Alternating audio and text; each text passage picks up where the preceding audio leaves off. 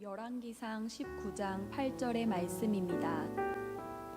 이에 일어나 먹고 마시고 그 음식물의 힘을 의지하여 40주 40야를 가서 하나님의 산 호렙에 이르니라. 이는 우리에게 주시는 하나님의 말씀입니다. 아멘. 우리가 함께 말씀을 나누고 있는데 삶에서 그리스도가 빛나게 하십시오 라고 하는 우리 왕대일 목사님의 설교를 가지고 제가 다시 한번 말씀을 묵상하고 또 여러 가지 또 예화들과 함께 말씀을 제 나름대로 잘 소화를 해서 여러분들과 함께 말씀을 나누고 있습니다. 굉장히 은혜가 되는 말씀인데 오늘도 하나님께서 우리에게 큰 은혜를 주실 줄로 믿습니다. 오늘 두 번째 시간으로 속도보다 중요한 것은 방향입니다 라고 하는 그런 제목으로 함께 말씀을 나누겠습니다. 여러분 혹시 약팽소선이라고 하는 말을 들어보셨습니까? 약팽소선이라고 하는 말, 작은 생선을 부서지지 않도록 조심해서 삶는다라고 하는 그런 사자성어입니다. 원래 뜻은 노자 60장에 나오는 말인데 치대국 약팽소선이라고 하는 네 글자의 성어에서 나왔습니다. 큰 나라를 다스림에 있어서 무엇이든지 자연스러움에 맡기는 것이 가장 좋다. 나라를 다스리는 사람들의 입장에서 볼 때는 자꾸 무언가를 역행하려고 하지 말고 순리대로 자연스럽게 그 일들을 해나가라, 그런 뜻입니다. 그런데 사실은 이 약팽소선이라고 하는 이 말이 큰 나라를 다스리는 것은 작은 생선을 삶는 것과 같다 이렇게 말하는데, 무엇이든지 자연스럽게 두면서 지켜보는 것이 가장 좋은 정치다, 그런 뜻입니다. 작은 생선을 여러분 한번 삶는다고 생각해 보십시오. 보통 우리가 큰 생선을 많이 삶지요. 근데 작은 생선을 삶으면 이 생선의 모양을 유지하면서 삶기가 굉장히 어렵습니다. 이렇게 물방울이 뽀글뽀글 올라오면 생선들이 다 살이 부서지게 돼 있죠. 제가 철원에서 목회를 할 때 아주 철원에서 유명한 매운탕집을 하시는 그 권사님 부부가 우리 교회에 다니셨는데요. 그 매운탕을 가끔 초대를 받아서 제가 가거나 혹은 뭐 손님들이 오시면 모시고 가거나 이렇게 해서 매운탕집에 가면 참 맛있는 매운탕인데, 그 가게에는 특징이 하나 있는데 수저통이 없습니다. 숟가락 젓가락이 보통은 다 테이블 위에 이렇게 올려져 있잖아요, 통이요. 그래서 자기 걸 이렇게 갖기도 하고 혹은 미리 이렇게 식당에서 다 준비를 해놓거나 그렇게 하는데, 이 집은 아예 테이블 위에 수저통이 없습니다. 이제 매운탕을 거의 다 끓여가지고 먹을 수 있을 정도로 해서 식탁에 올려놓는데 그래도 수저를 주지 않습니다. 그러고 있다가 정말 딱 먹어도 될 때 그때 권사님 부부가 숟가락 젓가락을 가지고 나와요. 이제 드셔도 됩니다 하면서 숟가락 젓가락을 나눠줍니다. 왜 그렇겠습니까? 그 이유가 뭘까요? 그 집이 아주 맛있는 집인 이유가 있습니다. 어떤 요리든지 다 마찬가지지만 매운탕을 끓일 때는 젓가락이나 숟가락으로 자꾸 휘저으면 물고기의 모양이 흐트러지게 되죠. 그리고 그 먹는 물고기들이 막 여러 가지 물고기를 넣고 매운탕을 끓였는데 섞이면 아주 이 맛도 저 맛도 아닌 희한한 맛이 나게 됩니다. 그래서 좋은 맛의 매운탕을 기대하기 어렵죠. 물고기 살은 다 흩어져서 결국 국물만 떠먹어야 되는 그런 매운탕이 되고 맙니다. 그러니까 요리가 다 될 때까지 가만히 지켜보면서 기다리는 자세가 굉장히 중요하다, 그런 말씀입니다. 보통 손님들이 기다리라고 해도 기다리지 않습니다. 그렇잖아요. 우리 앞에 매운탕이 딱 있으면 숟가락으로 이미 막 이렇게 휘젓고 막 뒤집고 막 우리가 하잖아요. 그러니까 아예 손가락으로는 못 뒤집으니까 젓가락 숟가락을 안 주는 겁니다. 먹을 때가 되면 딱 나눠주는 거죠. 그래서 강제로 기다릴 수밖에 없게 만든다. 그래서 그 집 매운탕이 아주 맛있는 유명한 매운탕이 됩니다. 그런 측면에서 보면 이 약팽소선이라고 하는 말은 인내하며 기다리는 삶이다, 이렇게 우리가 해석할 수가 있습니다. 그런데 무작정 그냥 기다리는 삶이 되어서는 안 됩니다. 제가 대신방을 하면서 성령의 9가지 열매에 대해서 쭉 설교를 하는데, 성령의 9가지 열매 중에 오래 참음에 대해서 설교를 할 때 아마 오래 참음의 말씀을 받으신 분들이 여기도 여러 분 계실 텐데 제가 그런 설명을 했습니다. 오래 참음이라고 하는 건 버티고 견디고 기다리는 걸 말하지 않는다고요. 우리가 흔히 오래 참으면 그러면 인내하고 버티고 기다리고 힘들고 어렵지만 어쨌든 하루하루 견뎌나가는 것, 그렇게 생각하지만 실제로 오래 참음이라고 하는 말의 뜻은 꿋꿋함입니다. 꿋꿋함. 고난이 있고 어려움이 있고 문제가 있지만 다른 사람 같으면 어쩔 수 없이 끌려가. 목매인 것처럼, 강아지가 이 목매에서 줄줄 끌려가는 것처럼 그렇게 억지로 끌려가는 그런 게 아니라, 고난이 있고 어려움이 있고 문제가 있고 그리고 우리 안에 정말 어려움이 있지만 그럼에도 불구하고 그런 것이 없는 것처럼 꿋꿋하게 하나님께서 원하시는 삶, 우리가 마땅히 살아야 될 삶들을 하루하루 꿋꿋하게 살아가는 것. 그래서 사람이 보면 저 사람은 도대체 저렇게 문제가 많고 어려움이 많은데 왜 저렇게 자신감이 넘치고 왜 저렇게 꿋꿋하게 그렇게 살고 신실하게 살고 있는가, 사람들이 궁금할 정도로 그렇게 살아가는 모습, 그것을 오래 참음이다 이렇게 말합니다. 그렇게 살아갈 때 오래 참음의 열매를 맺었다 이렇게 말하는 거죠. 약팽소선이라고 하는 말도 마찬가지입니다. 그냥 순리대로 내버려도, 순리대로 그냥 내버려도, 그런 의미가 아닙니다. 이 약팽소선이라고 하는 말은 마땅히 해야 할 일을 하면서 기다리는 것을 말하는 거죠. 예를 들어서 물고기를 끓이는데 불을 켜지 않고 불을 지피지 않고 그냥 물고기만 물에다 담아 놓으면 매운탕은 되지 않는다, 그런 얘기죠. 마땅히 불을 지피고 양념을 넣고 그리고 물고기가 맛있게 익도록 준비를 하고서 그리고 기다리는 것, 그것이 잘 될 것을 믿고서 기다리는 그 자세, 그것을 약팽소선이다 이렇게 말합니다. 예를 들면 그런 거죠. 부자 부모가 되기 전에 착한 부모가 되어야 한다.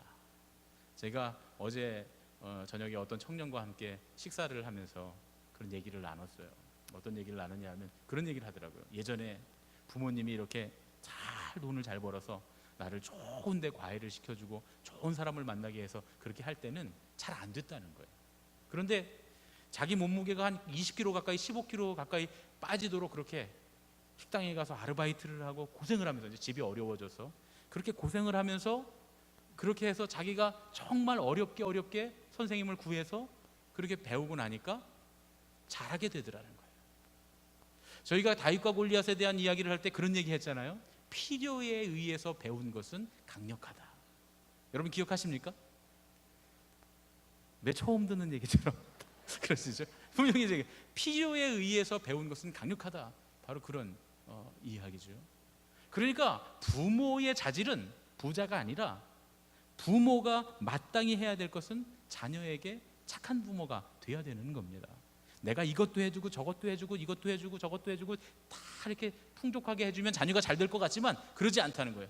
부모가 마땅히 아이들에게 해줘야 될 건 신뢰할 만한 부모가 되는 것, 존경할 만한 부모가 되는 거 아니겠습니까? 뭐 그런 얘기입니다. 이 약팽소선이라고 하는 말이 그런 뜻이다, 그런 얘기죠. 학자가 되기 전에, 선생님이 되기 전에 먼저 사람이 돼야 돼.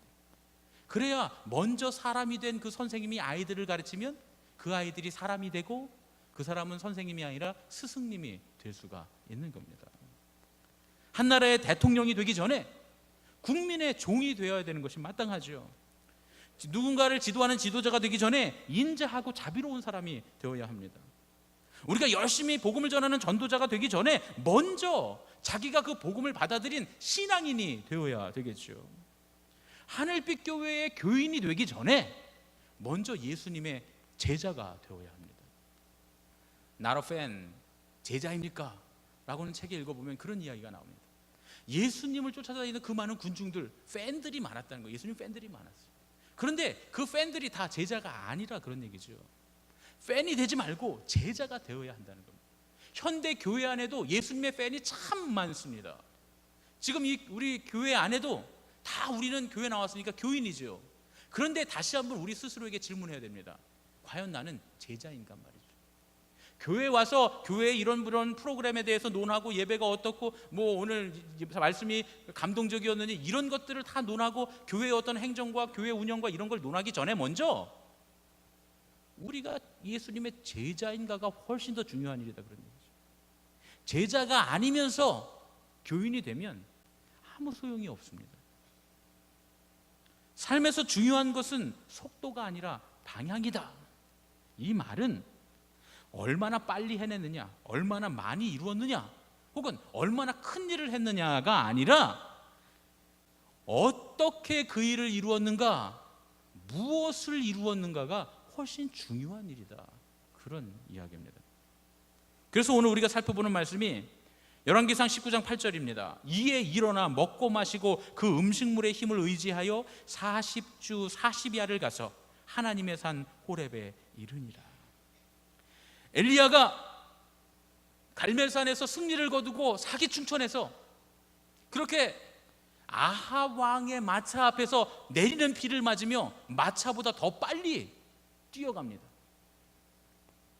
그렇게 사기충천해서 정말 기적적으로 능력 있게 뛰어가던 엘리야가 하루아침에 이세벨이 자객을 보내서 자기를 죽이려고 한다는 말에 그냥 거꾸로져 버립니다. 그리고는 도망하기 시작합니다. 엘리야가 이세벨의 위협에 쫓겨서 이스라엘 평원에서부터 남쪽 브엘세바까지, 그리고 거기서 더 넘어서 남쪽 유다 광야까지 달려가고 도망갑니다. 그렇게 도망가다가 기력을 다 잃고 열왕기상 19장에 홀로 광야로 들어가서 로뎀 나무 아래 쓰러져 버립니다. 그리고 주님, 이만하면 됐습니다. 참 그 마음 아픈 얘기죠. 우리가 다 인생에 겪어보는 일들 아닙니까? 하나님, 이만하면 됐습니다. 그냥 저 데려가 주십시오. 그때 천사가 나타납니다. 해야 할 일이 있다는 거예요. 먹고 마시라는 거예요. 그리고 먹게 하고 마시게 하고 잠자게 하고, 먹게 하고 마시게 하고 잠자게 하고, 그를 일으켜 세워서 밤낮 40일을 걸어서 남쪽으로 내려가도록 합니다. 엘리야가 그 음식의 힘을 얻어서 다시 일어나서 낮과 밤 쉬지 않고 40일을 걸어서 남쪽으로 내려갑니다. 왜 남쪽으로 내려갑니까? 엘리야가 내려가는 길의 그 종점에 바로 하나님의 산인 호렙산이 있었기 때문입니다. 사실 열왕기상 19장이 소개하는 엘리야는 이미 너무나 지치고 탈진한 사람입니다. 하나님 일을 열심히 하다가 그래서 큰 성과도 거두었지만, 큰 승리도 있었지만 이제 완전히 번아웃된 그런 상태였습니다. 그런데 여러분, 오늘 엘리야를 보십시오. 비록 엘리야가 탈진해서 도망치는 신세, 자객을 피해서 도망가는 신세가 되기는 했지만 그의 발걸음이 어디를 향하고 있습니까? 남쪽을 향하고 있습니다. 몸에 힘이 다 빠져서 휘청휘청 걸어갑니다. 우리가 생각할 때 엘리야가 불과 한두 주면 걸어갈 수 있는 그 길을 40일을 밤낮을 걸어서 갔다 그러는 거예요. 그렇게 생각해 보면 불과 한두 주면 걸어갈, 열흘에서 20일이면 충분히 걸어갈 길을 40일을 걸어갔다고 하는 건 엘리야가 천천히 가고 있다는 거예요. 천천히 걸어갔다는 겁니다. 너무 힘들어서 비틀비틀 휘청휘청 거리면서 발을 질질 끌면서 가고 있다, 그런 이야기입니다. 예전에 갈멜산에서 승리하고 비를 맞으면서 아합의 마차 앞에서 아합보다 더 빨리, 말보다 더 빨리 날쌘 말처럼 달려갔던 그때처럼은 아니지만 어쨌든 소가 걸어가는 것처럼 천천히 느릿느릿 남쪽으로 내려가고 있었습니다.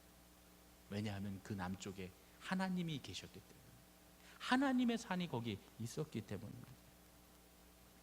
하나님의 산 호렙, 모세가 불타는 가시떨기 나무 아래서 하나님을 만났던 곳, 이스라엘 백성이 출애굽해서 하나님을 섬기며 살기로 다짐하고 하나님은 나의 하나님, 우리는 하나님의 백성이 되겠습니다 하고 굳은 언약을 맺었던 바로 그 호렙산을 향해서 엘리야가 걸어가고 있었던 겁니다.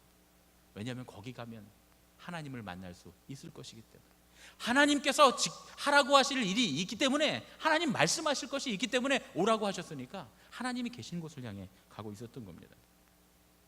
스티브 도나휴라고 하는 사람이 있습니다. 이 사람이 프랑스 파리에서 살고 있었는데 너무 추운 거예요. 그 프랑스 겨울이 너무 추운 거예요. 그래서 이렇게 추운 데를 피해서 저 서남 아프리카에 있는 대서양에 있는 그 해변으로 가야 되겠다, 이렇게 마음을 먹고 여행을 시작합니다. 그래서 남의 차를 빌려서, 그 차를 빌려서 타고 시작을 하는데, 이 북아프리카의 알제리에 딱 이르니까 그때 아주 고비를 하나 만나게 됩니다. 우리가 잘 알고 있는 세계 최대의 사막인 사하라 사막을 만나게 된 거예요. 그래서 세계 최대의 사막인 이 사하라 사막을 종단하기 시작합니다. 그런데 그때의 경험을 사막을 건너는 6가지 방법이라고 하는 그런 책으로 묶었습니다. 아마 여러분들 중에 읽으신 분들 계실 거예요. 한동안 굉장히 베스트셀러가 됐었던 책입니다. 원래 제목은 모래사막 헤쳐나가기라고 하는 그런 제목인데, 우리말 번역자가 힘들고 고독한 우리의 인생길을 걸어가는 그런 우리를 위해서 사막을 건너가는 6가지 방법이다라는 제목으로 제목을 바꿨다 그래요. 스티브 도네아유가 말하는 사하라 사막의 체험이 대충 이렇습니다. 사막을 가다가 오아시스를 만나면 반드시 쉬어라. 아무리 갈 길이 바빠도 쉬어야 할 곳에서 쉬지 않으면 사막을 건널 수 없다. 또 뭐 이런 얘기 있습니다. 사막에는 아스팔트 길이 없다. 그러니 모래에 갇히면 타이어에서 바람을 빼라. 또 반드시 혼자서, 하지만 함께 여행을 해야 한다. 이런 얘기도 있어요. 허상의 국경에서 결코 멈추지 말라. 또 뭐 마지막에 이런 것도 있습니다. 모든 것을 다 지닌 채 사막을 여행할 수는 없다. 뭐 이런 이야기들을 쭉 하는데 다 가슴에 와닿는 그런 이야기인데요. 특별히 이 책을 읽다가 제가 좀 마음에 드는 부분이 있었습니다. 어디냐면 사막에서는 지도를 따라가지 말고 나침반을 따라가야 한다라고 하는 말입니다. 여러분, 여행을 하다 보면 지도는 생명과도 같습니다. 특히 험한 산을 오르는 그런 사람들에게 지도가 필수품이죠. 그런데 그런 지도가 사막에서는 무용지물입니다. 제가 예전에 그 아프리카에 우물을 파러 사역을 하러 아프리카의 케냐에 갔을 때 사막에서 길을 잃었던 적이 있어요. 저희 버스가 사막에서 길을 잃었습니다. 그런데 길을 찾아가야 되는데 제가 그때 생각이 났어요. 제가 그때 처음으로 우리나라에 스마트폰이 나왔거든요. 근데 제가 그 처음 나온 스마트폰을 샀습니다. 제가 지금 요즘은 좀 철이 들어서 그런 짓을 안 하는데 예전엔 제가 좀 얼리 어댑터였어요. 그래서 처음 나온 물건을 꼭 사야 되는 막 그런 사고 싶은 그런 마음이 있었어요. 그래서 처음 나온 스마트폰을 샀습니다. 그리고 가서 거기서 딱 들었죠. 이 스마트폰은 GPS가 내장돼 있어서 이 구글 지도를 딱 켜보면 그러면 우리가 지금 어디 있는지 알 수 있다. 그리고 제가 구글 지도를 딱 켰어요. 그랬더니 우리 좌표가 어디인지 딱 나오더라고요. 그런데 중요한 건 지도가 온통 그냥 노란색입니다. 아무것도 없어요. 왜냐하면 우리가 사막 가운데 있으니까 지도에 아무것도 표시되지 않습니다. 산도 없고 집도 없고 건물도 없고요. 그래서 제가 아하 여긴 참 아무것도 없지. 그러니 지도를 봐야 아무런 소용이 없습니다. 여러분, 예전에 우리가 지도를 참 많이 썼죠. 어디 여행을 가려고 하면 내비게이션이 나오기 전에는 지도책을 다 펼치고서 미리 다 연습을 합니다. 부산까지 간다면 부산으로 가는 길이 어디가 제일 빠른 길인가, 뭐 경부고속도로 뭐 이렇게 다 따져봅니다. 또 어디까지 간다면 그 길들을 다 국도까지 다 체크를 하죠. 그 여기 들려서 무슨 밥을 먹고 여기서 뭘 하고 또 여기 들려서 이 휴게소에서 좀 쉬었다가 그리고 이렇게 거기까지 가자 계획을 짭니다. 그리고 다 이렇게 적어가고 가죠. 그러다 보면 꼭 중간에 잊어버리잖아요. 그러면 이제 옆에 이 부인들이 앉아 있다가 시킵니다. 남편이 지금 여기 어디야? 여기 어딘데? 지도에 찾아봐. 그러면 지도에 막 찾아요. 그래서 잘못 찾아요. 왜냐면 운전을 옛날에 그 엄마들은 운전을 잘 안 했으니까 잘못 찾아요. 그러면 그것도 못 찾냐 그러고 차 옆에다 대고 막 타박하고 막 그런 거 다 해보셨죠? 예. 왜 아닌 척합니까? 이거 얼마 전에 우리 권사님한테 들은 얘기예요. 제가 신방하다가 우리 어떤 권사님한테 들은 얘기입니다. 그랬다고 말이죠. 그래서 부부 싸움도 많이 했다고 옛날에. 요즘엔 내비게이션이 나와서 얼마나 좋은지 모른다고 말이죠. 그런데 여러분, 내비게이션도 소용없습니다. 왜냐하면 내비게이션도 뭔가 길이 있고 뭐가 건물이 있어야 내비게이션을 보고 따라가죠. 사막에서 무슨 내비게이션을 보고 어딜 따라가겠습니까? 그러니까 그 사막에서는 커다란 산이 있어도 지도에는 그 산은 나오지 않아요. 왜냐하면 그 커다란 모래산이 지금은 있지만 오늘 저녁에는 모래바람이 휙 불고 나면 저쪽 가 있어요. 저쪽에 있던 모래산이 저쪽 가 있기도 하고요. 그러니까 지도라고 하는 게 전혀 무용지물입니다. 사막에 경계선이라는 게 없잖아요. 무슨 뭐 길이 있는 게 아니니까. 그러니까 어디서 사막이 끝나게 될지도 알 수 없습니다. 지도가 아무런 소용이 없는 거죠. 그래서 스티브 도나유가 터득하게 된 요령이 뭐냐면 사막에서는 지도보다 훨씬 중요한 것이 방향을 가리키는 나침판이라고 하는 겁니다. 험한 모래바람을 맞으면서도 어디가 어딘지 도무지 알 수 없는 모래밭에 빠지면서도 남쪽을 가리키는 나침판의 방향대로만 한 발짝씩 나아갔다는 거예요. 그러다가 마침내 험한 사하라 사막을 빠져나와서 자기가 원했던 햇볕이 찬란하게 내려지는 그 대서양의 서아프리카의 그 해변에 이르게 됐다. 그런 얘기입니다. 여러분, 인생의 사막을 건널 때도 마찬가지입니다. 오늘 엘리야의 이야기가 바로 그런 얘기입니다. 유다 광야에서 호렙산에 이르는 지역은 광야, 돌산, 사막이 끝없이 펼쳐진 광활한 공간입니다. 그런데 엘리야가 어떻게 성공적으로 여행을 마칠 수 있었습니까? 그가 정한 방향이 하나님의 산 호렙이었기 때문입니다. 기왕의 광야에 들어선 바에야 호렙산이 있는 하나님이 계신 쪽으로 걸음걸이를 바꿨다, 그런 얘기죠. 하나님이 만나자고 하시니까, 하나님이 하실 말씀이 있다고 하니까, 하나님이 시키실 일이 있다고 하니까, 그러면 하나님을 만나러 가야죠. 하나님을 만나러. 그래서 하나님을 만나는 가장 확실한 곳 호렙산을 향해서 걸어갔다, 그런 얘기입니다.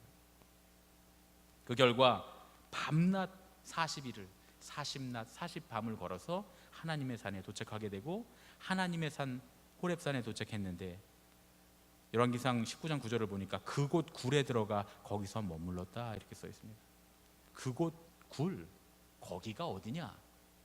바로 출애굽기 33장 20절에서 23절에 나오는 모세가 하나님께서 지나가시는 광경을 봤던 바로 그 돌굴, 바로 거기입니다. 엘리야가 자기의 고난과 이세벨이 죽이겠다고 하는 그 자객의 죽음의 위협과 삶의 소망조차 다 잃어버린 하나님, 이만하면 됐습니다, 저 그냥 데려가세요. 그렇게 소망을 잃은 혹독한 사막을 걸으면서 줄곧 모세가 만났던 하나님을 만나기 위해서, 하나님께서 지나가시는 모습을 보기 위해, 하나님께서 해주실 말씀을 듣기 위해 거기까지 비틀비틀 힘겹게 걸어갔다, 그런 말씀입니다. 이런 이야기를 바울은 이렇게 말합니다. 우리가 알거니와 하나님을 사랑하는 자, 곧 그 뜻대로 부르심을 입은 자들에게는 모든 것이 합력하여 선을 이루느니라. 모두가 다 방법이 다르고 생각하는 것이 다르고 가고 있는 길이 다릅니다. 모두가 다 출발점이 달라요. 그러나 하나님을 사랑하는 자, 하나님의 뜻대로 부르심을 입어 하나님께서 부르시는 그 부르심을 향해 나가는 방향을 잡은 사람들은 결국 다 만나게 되는 거예요. 그렇게 되는 줄로 믿습니다. 하나님 안에서 다 만나게 되고, 결국 그 모든 길이, 모든 과정이 합력하여 선을 이루는, 하나님을 만나게 되는, 하나님의 역사에 그 길이 쓰임받게 되는 선을 이루는 역사가 일어나게 되는 줄로 믿습니다. 여러분, 중요한 건 속도가 아니라 방향입니다. 우보만리라고 하는 말이 있습니다. 소의 걸음이 만리를 간다, 그런 얘기죠. 얼마 전 몇 해 전인가 그 교수님들이, 한국에 있는 교수님들이 이렇게 그 한 해를 사자성어로 정리하는 그런 거 요즘에 하잖아요. 거기에 우보만리라는 말이 나왔던 적이 있었습니다. 긴 걸음을 가야 하는, 먼 곳까지 가야 하는 사람들은 그 걸음걸이를 느긋하게 해야 된다는 거예요. 빨리 가던 그 걸음걸이를 고쳐서 느긋하게 가야 된다. 그러면 소처럼 느긋하게 걸음걸이를 고치는 일이 뭘까요? 재밌는 이야기인데, 소와 말이 함께 물에 빠지면 소보다는 말이 훨씬 더 물에서 빨리 나온답니다. 왜냐하면 힘이 좋아서 말이죠. 여러분, 말하고 소하고 싸우면 누가 이기겠습니까? 힘센 놈이 이기겠죠. 대부분 말이 이긴다 그래요. 여러분, 혹시 옛날에 그 전래동화 중에 그 쥐 한 마리 갖고 부잣집에 장가간 남자 이야기 아십니까? 모르십니까? 재밌는 얘기인데, 집에서 쥐를 한 마리 잡아요. 찍찍찍거리는 쥐를 사로잡습니다. 그래서 그 쥐를 끌고 여행을 떠납니다. 그래서 어느 집에 묶여달라고 하니까 묶게 해줬어요. 그래서 쥐를 묶어놨더니 그 집 고양이가 날름 잡아먹은 겁니다. 그래서 내 쥐를 물어내라고 막 난리를 칩니다. 그랬더니 아니, 고양이가 잡아먹은 쥐를 어떻게 물어내냐 그러니까 그럼 고양이라도 내놓으라고 말이죠. 그래서 그 고양이를 끌어안고 갑니다. 그러다가 한참 가다가 어느 집에 머물러서는 또 하룻밤 자는데 고양이를 이렇게 마루에 묶어놨는데, 아니 그만 그 집 개가 와서 고양이를 물어 죽인 거예요. 그 고양이 물어내라고 말이죠. 막 살려내라고 막 난리를 치니까 이 사람이 아유 그럼 그냥 개나 갖고 가라고. 그래서 개를 가지고 갑니다. 그래서 또 그 개를 끌고 한참 가다가 어두워져서 어느 집에서 하룻밤 묵겠다고, 그러니까 들어와 자라고. 그래서 외양간에 개를 묶어놨는데 그만 소가 개를 밟아서 죽였습니다. 자꾸 짖으니까. 그래갖고 막 화를 내면서 개를 물어내라고 말이죠. 살려내라고 떼를 쓰는 겁니다. 근데 아니 소가 죽였는데 어떻게 죽은 개를 물어내냐니까 그럼 소라도 달라고 해요. 소를 끌고 갑니다. 재밌죠? 예. 그리고 소를 끌고 가다가 한참 끌고 가다가 어느 집에 머물렀어요. 또 하룻밤 재워달라고. 이번에는 마구간에 소를 묶어놨는데 말이 소를 발길질을 해갖고 죽여버립니다. 그래갖고 어떻게 합니까? 그래갖고 할 수 없이 그 말을 달라고 해서 뺏어갖고 가는 거예요. 대단한 사람이죠. 예. 그런 사람들이 있는지 모르겠어요. 그리고 말을 끌고 가서 어느 부잣집 집에 이르러 갖고는 이렇게 두들겨 갖고 하룻밤 재워달라고 말이죠. 그랬더니 말을 그 다음날 찾으니까 그 집 막내딸이 셋째 딸이 말을 끌고 나가고 타다가 말이 죽었다는 거예요. 어떻게 했겠습니까? 셋째 딸 내놓으라고 말이지. 그래서 그 부잣집 이 어르신이 장인어른이 쫙 보니까 된 사람, 이 사람 크게 될 사람이라는. 그래서 사위로 맞이하고 공부를 시켜서 과거에 급제했다. 뭐 이런 얘기인데 처음 들으십니까? 이거 유명한 얘기인 줄 알고 있었는데 우리 집에 가면 이 동화책이 있는데 애들 제가 자주 읽어주던 건데 그 동화책에 보면 말이 소보다 세요. 그리고 실제로 말이 소보다 힘도 세고 값도 훨씬 비쌌다 그래요. 옛날에 보면 소는 경운기라 그러면 말은 아주 그 회장님들이 타는 아주 대형 세단인 거예요. 그런 차인 거예요. 그러니까 이게 완전히 차원이 다르죠. 어느 다큐멘터리를 보다 보니까 김유신 장군이 자기 말의 목을 잘랐다 그러잖아요. 자꾸 술집으로 데려가니까. 그게 무슨 얘기냐면 자꾸 술집으로 데려가니까 자기 벤츠 승용차를 때려 부셨다 그런 얘기입니다. 대단한 일이라 그런 얘기죠. 어쨌든 말이 소보다 비싸기도 하고 힘이 셉니다. 그런데 말은 자기가 힘이 세다는 걸 알아요. 그래서 물에 빠지면 금방 나오는데 홍수가 났을 때 문제가 되는 거예요. 홍수가 나서 급류가 막 물살이 휩쓸리면 말은 그 급류에 휩쓸려 죽고 소는 빠져나온다, 살아난다는 거예요. 이게 제가 어렸을 때 여름에 장마가 지면 제가 청평에 살았잖아요. 청평에 조종천이라고 하는 개울이 흐르는데 꽤 큰 개울입니다. 세느강 같은 데 가서 이렇게 보고서 사람들이 다 놀란다는 거예요. 이게 무슨 강이냐고, 우리나라 사람들은요. 왜냐하면 우리나라 개천만도 못해요. 그래서 조종천은 세느강보다 큰 개천이에요. 왜냐하면 거기서 안전유원지에서 옛날에 강변가요제도 하고 그랬거든요. 여러분 아시죠? 제이 스치는 바람에 뭐 이런 거. 예. 그 강변가요제도 하고 그랬거든요. 꽤 큰 개울인데 그 개울에 장마가 지면 시뻘건 물이 내려갑니다. 그럼 어른들이 다 물 구경 가요. 왜냐하면 남의 집 냉장고도 떠내려가고 뭐 심할 때는 자동차도 떠내려가고 막 이러거든요. 다들 뻘건 물 멋있는 거 보러 간다고 뭐 컬컬컬 소리 내면서 흐르는 그 물을 보러 갑니다. 그럼 어른들은 그렇게 물을 구경하러 가지만 우리는 얼른 가서 반바지를 입고 튜브를 이런 뭐 지금 애들 타는 그런 튜브가 아니라 옛날에는 자동차 바퀴 안에 튜브가 들어갔거든요. 그런데 대형 트럭 바퀴는 그 안에 엄청나게 큰 튜브가 들어갑니다. 그래서 그걸 불어놓으면 한 4-5명이 거기 매달려서 탈 수 있을 만큼 큰 튜브입니다. 그럼 동네 장난꾸러기들이 모여갖고 이제 저희들 모여갖고 거기 가고 이제 그 튜브에 4-5명이 올라타는 거예요. 그래갖고 1년에 한두 번 오는 기회, 급류 타는 기가 막히게 재밌습니다. 이거 무슨 저런데 무슨 동강 래프팅 이런 건 상대도 안 돼요. 엄청 재밌어요.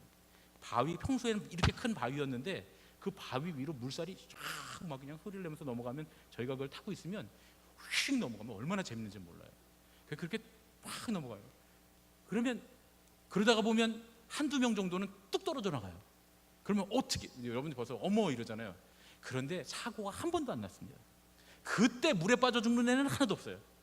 저희가 보통 여름방학이 끝나고 나면 가끔 이렇게 학교로 못 돌아오는 애들이 있긴 있었어요. 근데 그런 경우는 수영을 못해서가 아니라 준비를 안 하고 들어가서 심장마비로. 우리 동네 애들 중에 물에 수영을 못해서 빠져 죽는 애는 하나도 없었어요. 저도 물에는 안 빠져 죽을 자신이 있습니다. 어쨌든 물에는 안 빠져 죽을 자신이 있는데 그렇게 수영을 하는 거예요. 탁 떨어져 나가면 걱정할 것 같지만 우리는 아무 걱정을 안 해요. 걔네들이 뭐라 그러면 야 우리가 먼저 위에 올라가 있을게 그러고 가요. 그리고 우리는 쭉 내려가죠. 거기가 보통 한 1-2km 떠내려가면 북한강이거든요. 그러면 이제 8단까지 떠내려가는 거예요. 그러니까 빨리 나와야 되니까 이제 얘네들은 한 1-200m 정도 헤엄을 쳐서 밖으로 나가요. 저희도 이제 어느 정도 기간이 지나면 이렇게 나머지 사람들이 이렇게 헤엄을 쳐갖고 튜브를 밀어서 그래서 밖으로 나가서 이제 그리고 튜브를 또 끌어안고 그리고 또 맨 처음에 출발했던 데로 다시 갑니다. 그래갖고 다 만나갖고 한 서너 번 왔다 갔다 하면 해가 져요. 밥도 안 먹어요. 그땐 밥도 안 먹어요. 너무 재밌는데요. 뭐 그리고 놉니다. 그렇게 놀았어요. 그런데 그때 방법이 뭐냐 하면 절대로 내가 가려고 하는 그 목적지로 헤엄을 쳐서는 안 됩니다. 그냥 몸을 물에 맡기고 떠내려가면서 조금씩 옆으로 나가는 거예요. 그러다 보면 한 100m, 200m만 떠내려가면 밖으로 나가게 돼 있어요. 그런데 굳이 그거를 자기가 수영 잘한다고 물살을 헤치고 나가겠다 그러면 힘들어서 큰일 나죠. 다 알고 있습니다. 이거를. 소와 말도 마찬가지입니다. 말은 자기가 힘이 세다고 생각해서 목적지를 딱 생각해서 그 목적지를 향해서 물살을 거스르면서 막 헤엄을 친다는 거예요. 그런데 홍수를 어떻게 이깁니까? 이기지 못하니까 결국 힘이 빠져서 떠내려가 죽고 만다는 거죠. 그런데 소는 절대 그렇지 않습니다. 소는 물에 몸을 맡기고 천천히 바깥으로 나간다는 거예요. 그래서 바깥으로 나가서 언덕에서 걸어서 자기가 가려고 한 곳으로 간다는 거예요. 그러니까 살아난다는 거죠. 여러분, 우보말리라고 하는 말의 진정한 의미가 뭐냐면 천천히 가라는 말이 아닙니다. 우리는 흔히 천천히만 가면 능사인 줄 알아요. 멀리만 가면 능사인 줄 압니다. 천천히 가든 빨리 가든 중요한 건 방향이 맞아야 한다는 거예요. 여유롭게 방향을 똑바로 보고서 그 방향을 향해 늦더라도 가라, 그런 얘기입니다. 천천히 가든 빨리 가든 방향만 맞으면 어쨌든 괜찮은 거예요. 그러니까 여유를 가지고 천천히 가면서 방향을 잘 확인하면서 가라 하는 것이 우보말리의 뜻이다, 그런 얘기입니다. 어떻게 가든 방향을 생각하면서 가면, 길의 목적지가 어디 있는지 알고 가면 잘 가고 있는 거다, 그런 얘기죠. 여러분, 우리가 인생을 살다 보면 나만 잘 못 가고 있는 것 같이 느껴질 때가 있습니다. 왜 그렇게 옆집 아들은 다 똑똑하고, 왜 그렇게 옆집 아들은 다 잘 되고, 옆집 아들은 상도 잘 받아오고, 옆집 아들은 우리 아들보다 효자인지 몰라요. 그렇잖아요, 그렇죠? 왜 옆집 남편은 다 맨날 승진하고, 옆집 남편은 우리 남편보다 더 자상하고, 그런지 모르겠어요. 왜 옆집 그 여자는, 나는 맨날 이렇게 애들 하나 키우는 것도 힘들어 죽겠는데, 옆집 여자는 맨날 보면 화장 진하게 하고 막 여행도 다니고 막 자기 어떤 뭐 자아성취를 하고, 왜 그런지 모르겠어요. 나만 늦고 나만 도태되는 것 같이 생각될 때가 우리 인생에 많이 있습니다. 다 그렇잖아요. 내 친구는 다 맨날 승진하고 부장되고 그러는데 나만 꼭 그 자리에 머물러 있는 것 같아요. 다들 뭔가를 이루면서 사는 것 같은데 나만 그러지 못하는 것 같이 느껴질 때가 우리 삶 가운데 있습니다. 그런데 여러분, 내가 지금 잘 살고 있는 건가? 라고 느껴질 때 방향을 보십시오. 방향만 맞아 있으면 늦어도 잘 살고 있는 겁니다. 그렇게 믿으십니까? 방향을 어디에 맞춰야 됩니까? 우리 삶의 방향을 어디에 맞춰야 됩니까? 여러분, 우리 사회가 지금 많은 문제를 안고 있어요. 지금 세계 정세라든가 남북관계가 얼마나 복잡합니까? 지금 우리나라 같은 경우는 보수와 진보의 문제, 노인층과 청년층의 문제, 정말 많은 문제가 우리 앞에 있습니다. 우리가 살고 있는 사회만 그렇습니까? 교회도 복잡합니다. 교회 안에도 교회와 교회들 사이의 문제, 이단의 문제, 목회자와 또 평신도들 간의 관계, 성도들과 성도들 간의 관계, 우리 또 가정은 어떻습니까? 부부 관계, 부모 자식 관계, 자식들끼리의 관계, 얼마나 복잡하고 얼마나 문제가 많습니까? 그런데 이런 문제들을 풀어갈 때 가장 중요한 게 뭐냐? 방향이다, 그런 얘기입니다. 처음 말했던 것처럼 약팽소선이라는 말, 그 말 안에 사실 속도를 조절한다라는 것보다 훨씬 더 중요한 게 숨어 있습니다. 여러분, 물고기를 왜 끓입니까? 맛있게 먹으려고요. 그러니까 생선을 맛있게 요리하는 게 훨씬 중요합니다. 약팽소선, 생선을 천천히 요리해야 된다라고 하는 말은 생선을 맛있게 먹기 위해서 그렇게 해야 된다는 거예요. 그러니까 중심은 뭡니까? 생선을 맛있게 먹는 거죠. 생선을 삶았는데 다 부스러져서 뼈만 남게 되면 아무 소용이 없다는 거예요. 속도보다 방향이 중요하다는 말은 바로 이겁니다. 여러분, 오늘 우리는 인생의 목적들을 다 가지고 살아가고 있습니다. 여러분은 어떤 목적을 가지고 지금 살아가고 계십니까? 인생의 광야를 지나면서 정말 힘들고 고단하게 살았는데, 정말 열심히는 살았는데 나중에 참 나는 쓸데없이 고생만 하고 살았구나, 아무런 유익 없이 열심히 빨리 그렇게만 살았구나, 그렇게 후회하게 되면 안 되지 않습니까? 오늘 엘리야는 하나님을 만나기 위해서 40날 40밤을 비틀비틀 걸어서 천천히 발을 질질 끌면서 힘겹게 광야를 지나가고 있습니다. 엘리야의 모습이 아무리 위태위태하고 포기할 것 같아 보여도 엘리야는 도중에 결코 포기하지 않습니다. 그리고 엘리야는 결코 실패하지 않습니다. 왜냐하면 하나님의 산을 향해서 가고 있기 때문입니다. 하나님을 만나러 가는 길이기 때문입니다. 여러분, 우리의 인생이 뒤처지는 것 같아 보이고, 그리고 느린 것 같아 보이고, 남들은 다 이루었는데 나만 못 이루은 것 같아 보여도, 아무리 느려 보이고 아무리 비쩍비쩍 비틀비틀 뒤뚱뒤뚱 발을 끌며 가고 있는 것 같아 보여도 하나님을 향해 가고 있으면 결코 실패하지 않는 줄로 믿습니다. 그러나 하나님께로가 아닌 인생들은 아무리 잘 되고 훌륭하고 뭔가를 많이 이룬 것 같아도 다 실패하게 되는 줄로 믿습니다. 실패하는 겁니다. 왜냐하면 방향이 틀렸잖아요. 하나님께로가 아닌 모든 인생의 길은 다 잘못된 길입니다. 그러나 출발점이 다 각각 다르고 가는 길의 모양이 다 달라도 우리가 들고 있는 나침판이 하나님을 향해 있다면, 신앙을 향하고 있다면 결국 우리 모두는 합력해서 선을 이루게 될 줄로 믿습니다. 결국은 늦었지만, 천천히 했지만 가장 성공적인 인생이 될 줄로 믿습니다. 오늘은 우리의 일상에 멈춰서서 혹시 내가 지금 가고 있는 인생의 방향이 맞는지, 하나님께로 향하고 있는지 다시 한번 점검해 보시는 그런 시간이 되시기를 예수님의 이름으로 축원합니다.